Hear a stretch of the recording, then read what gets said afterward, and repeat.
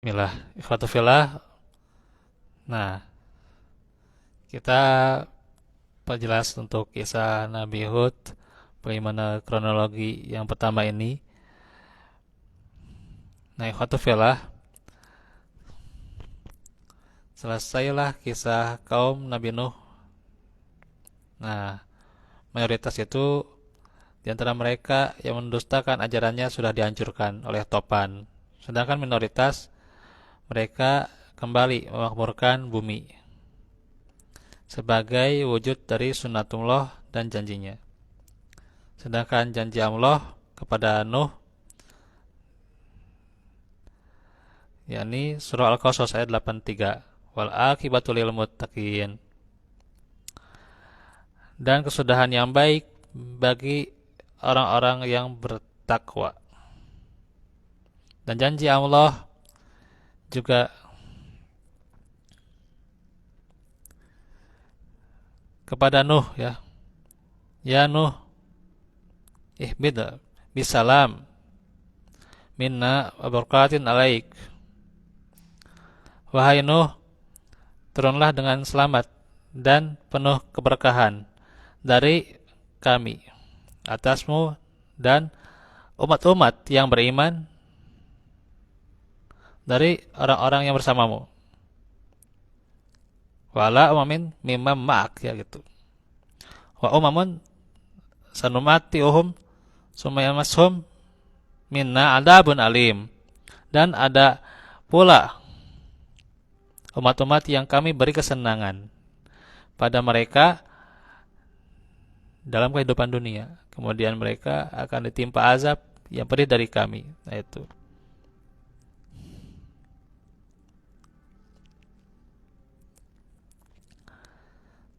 Surah Hud ayat 48. Nah, ini sunatullah, ya. Bahwasanya orang-orang yang mengikuti para nabinya, dia akan selamat, ya. Selamat, mendapatkan keberkahan hidupnya dengan penuh dengan kebaikan, ya gitu. Terus orang-orang yang tidak taat, orang-orang yang bermaksiat, ya mereka didapatkan mereka dapat kesenangan, ya. Akan tetapi nanti disiksa, itu, ya. Nah, itu sunatullah, ya. Terus akan terjadi, ya gitu.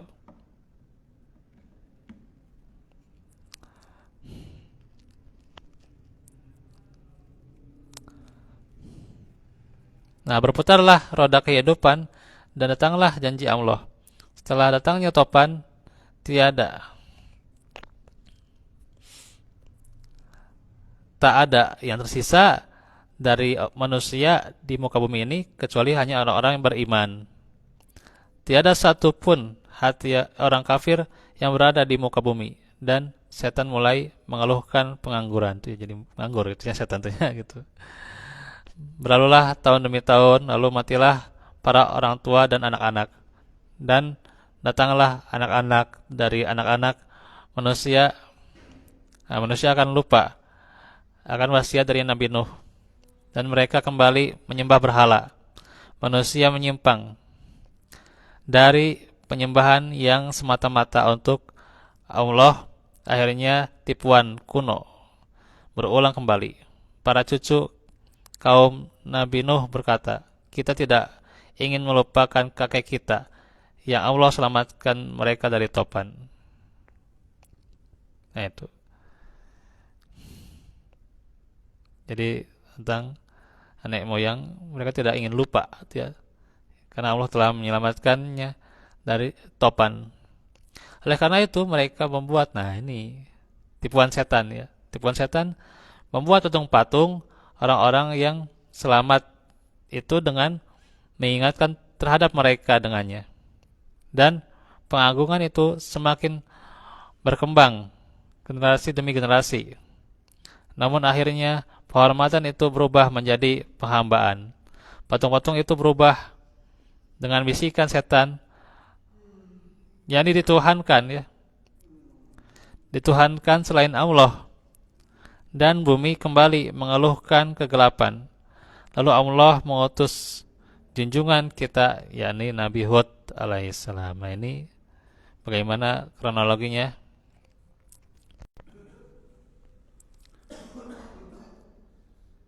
Kronologi dari pengutusan Nabi Hud.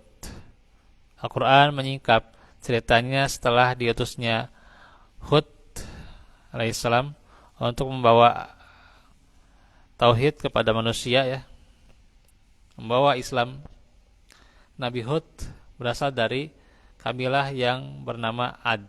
Ya, kabilah ini tinggal di suatu tempat yang namanya bernama Al-Ahqaf. Ia adalah padang pasir yang dipenuhi dengan gunung-gunung pasir dan tampak dari puncaknya lautan. Adapun tempat tinggal mereka berupa tenda-tenda besar dan mempunyai tiang-tiang yang kuat dan tinggi. Kaum Ad terkenal dengan kekuatan fisiknya di saat itu. Ya. Dan mereka memiliki kekuatan tubuh, ya, tubuhnya itu yang amat tinggi, ya, dan tegak sampai-sampai mereka mengatakan seperti yang dikutip dalam Al-Quran, man asyaddu min quwwah, gitu. Nah, itu dalam surah Fussilat ayat 15, ya. Siapakah yang lebih kuat daripada kami, gitu, ya. Nah, saat itu pula tiada seorang pun di masa itu yang dapat menandingi kekuatan mereka, meskipun mereka memiliki kebesaran tubuh. Namun mereka memiliki akal yang gelap, akal mereka tidak mereka gunakan semestinya, ya. Mereka menyembah berhala dan membelanya, bahkan mereka siap berperang atas namanya. Tuh. Ya. Jadi mereka siap berperang atas nama berhala. Tuh, ya. Mereka malah menuduh nabi mereka dan mengejeknya. Selama mereka menganggap bahwa kekuatan adalah hal yang patut dibanggakan, maka seharusnya mereka melihat bahwa Allah yang menciptakan mereka lebih kuat dari mereka. Allah yang maha kuat. Sayangnya mereka tidak melihat demikian. Mereka hanya melihat kecongkakan mereka, ya. Nabi Nuh berkata, ya, agar mereka hanya menyembah Allah saja, ya, gitu. Oh, budullah, gitu. Sembahlah Allah, gitu. Kata Nabi Hud, ya. Malakum min ilahin ghairuh, yang tiada Tuhan lain bagi kalian selainnya. Nah, itulah perkataan yang sama yang diucapkan oleh seluruh nabi dan rasul. Perkataan tersebut tidak pernah berubah, tidak pernah berkurang, dan tidak pernah dicabut kembali. Tapi apa jawabannya? Kaumnya bertanya kepadanya, apakah engkau ingin menjadi pemimpin bagi kami melalui dakwahmu ini? Imbalan apa yang engkau inginkan? Nabi Hud memberitahu bahwa ia hanya mengharapkan imbalan dari Allah saja. Ia tidak menginginkan sesuatu pun dari mereka, ya.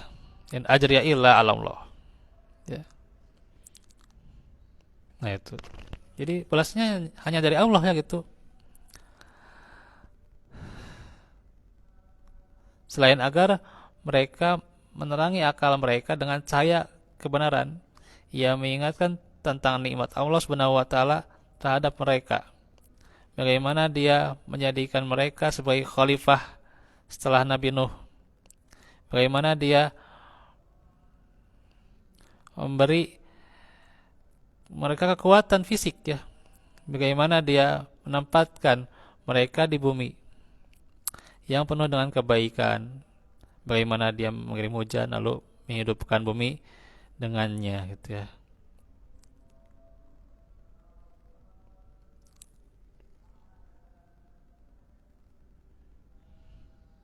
Nah, itulah bagaimana dakwahnya Nabi Hud. Akan tetapi kaum Ad membuat kerusakan di muka bumi. Ya. Nah, bagaimana kerusakan yang dibuat oleh kaum Ad? Nah, nanti kita akan jelaskan di penjelasan berikutnya ya. Itu saja dahulu ya. Karena ini waktu dan juga akan masuki azan maghrib ya. Insyaallah nanti kita akan bahas ya di kesempatan berikutnya dalam kisah para nabi ya. Walafikum walafiminkum rabbana atina fid dunya hasanah rabbana atina min rabbana hab lana min azwajina dzurriyyatina Dawud. Kita doakan juga saudara-saudara kita yang belum bisa hadir, yang lagi sakit, semoga Allah segera berikan kesembuhan ya. Semoga Allah berikan kesehatan kembali agar bisa beraktivitas kembali seperti biasa, dan juga Allah berikan kekuatan ya, serta semoga Allah terus kuatkan iman kita untuk terus istiqomah pada kebenaran ya. Kita tutup dengan doa kafaratul majelis. Subhanakallah. Assalamualaikum warahmatullahi wabarakatuh.